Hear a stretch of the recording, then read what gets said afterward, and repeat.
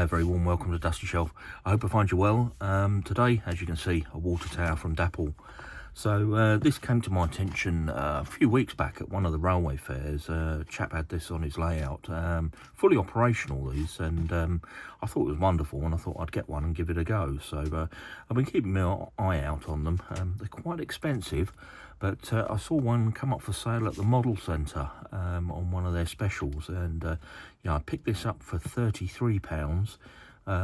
Retail price on these is £55, so I got quite a bargain there for £33.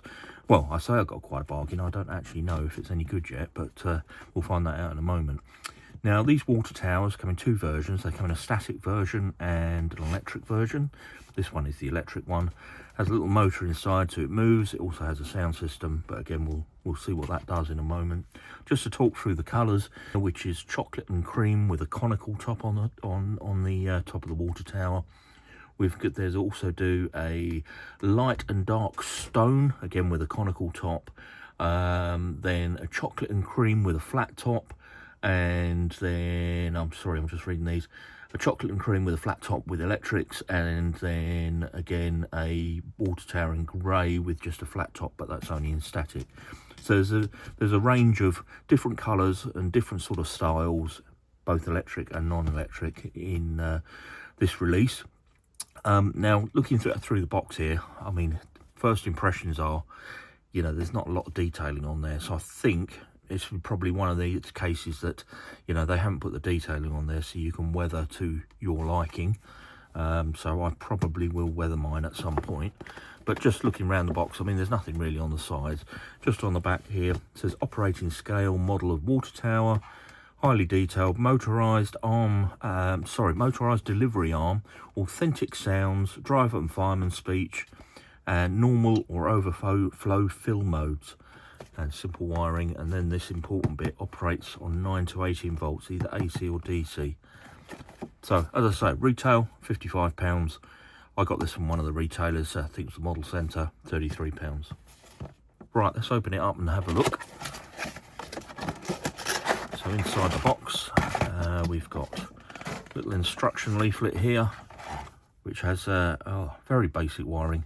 So effectively it's really small here, so I'll take a photograph and put it on the screen. But basically you can run it with a battery. A 9-volt alkaline battery can be used to power the water tower. So, if you are away doing a display, you can run it on a 9-volt battery. Otherwise, you just hook it, literally the two power cables, hook it up to a power supply, and you push the button and it operates. As simple as that. It couldn't be easier. Service and maintenance, no special servicing or maintenance is required. Do not lubricate any part of the model. Couldn't be simpler, could it? So let's have a look at the actual water tower itself. As I say, not a great deal in terms of detailing on there. Very plastic looking. Underneath, you see the speaker fret. Hopefully that's coming out on the camera. I'll just move it down a little bit. And we've got a fixing screw here, or nut, to hold that onto your layout, and then your wires just go through underneath. Got a power wire and a control wire, and the control wire has actually come with a push button to operate the water tower. Got these two chains on here, that one around the post at the front here and one on the top here for obviously operating the water flow, this one here. But as I say, no sort of weathering on here, so I think this could look a lot better with a little bit of weathering on there. So maybe that needs to be done. And also obviously this base plate really does need a bit of a paint. So before I take this over to the railway and wire it in and see what it actually does, I thought I'd just read you this little bit from the website. So the Dapol water tower brings a little fun back to the hobby. Dapol have provided a realistic series of sounds and a selection of voiceover comments, several of which involve the driver berating his fireman for mucking it all up.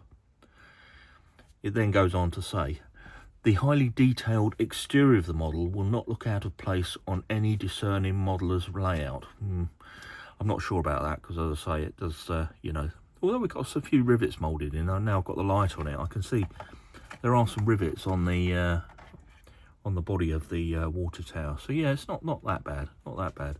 As I say, it probably just needs a little bit of a paint to get some detail on here. With a non-motorised version available for the traditional modeler, the sound effects and animation, however, bring a little audible and visual stimulation to a locomotive servicing area that will entertain children and adults alike. So, with that said, let's take this over to the railway and wire it up and see what it does. There we go, all mounted onto the railway. So let's, I've got the button just here. I'm just going to push that.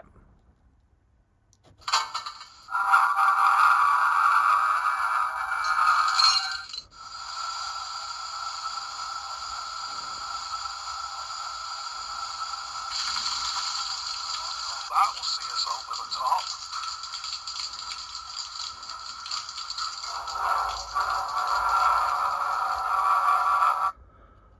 Okay, and then apparently if you push the button twice,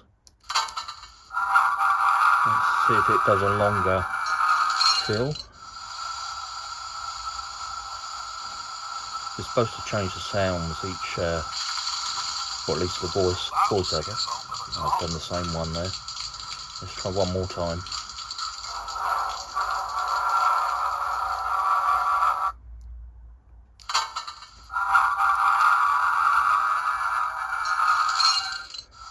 See what this one does.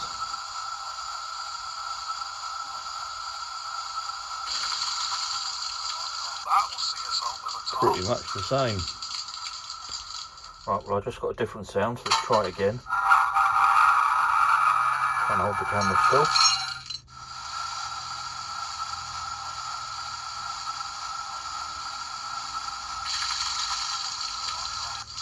Grab that token, then we're off. Grab that token, then we're off.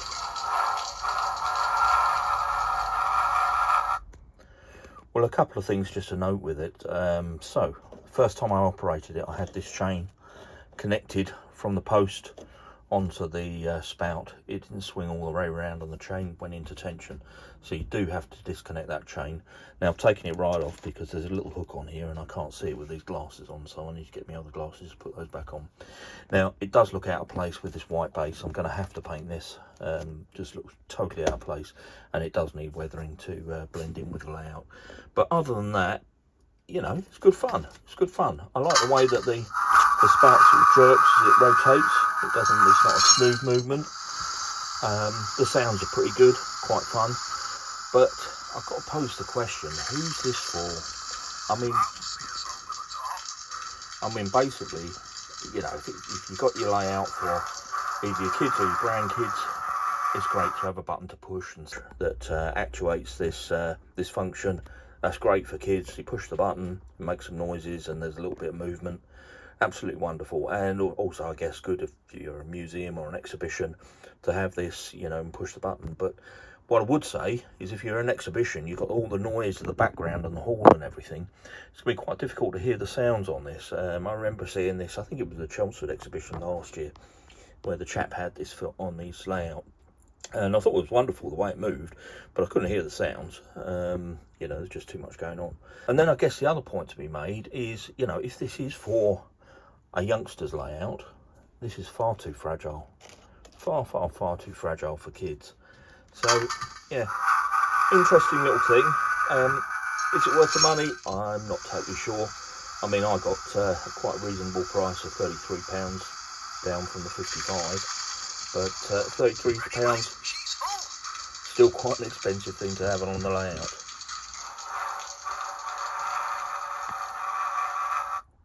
Anyway, if you enjoyed the video, please do give it a thumbs up, and why not check out the channel, lots on there. If you can subscribe, you'd be doing me a really big favour.